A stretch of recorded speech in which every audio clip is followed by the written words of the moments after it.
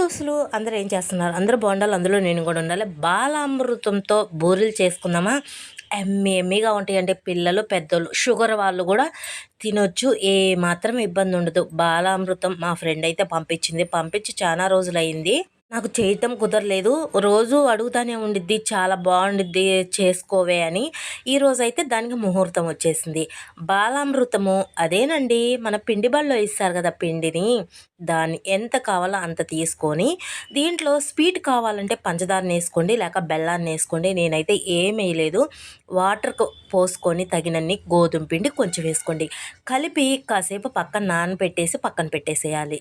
పక్కన పెట్టిన తర్వాత ఆయిల్ ఎడెక్కిన తర్వాత అలాగా ఆయిల్ ప్యాకెట్ మీద మనకు కావాల్సిన సైజులో వేసుకుంటే చూసారా బూరెలు ఎలా పొంగుతున్నాయో. బాలామృతంతో బూరెలండి చాలా బాగుంటాయి. ఇది పండగ టయాల్లో కూడా చేసుకోవచ్చు. పిల్లలు కూడా చాలా ఇష్టపడతారు.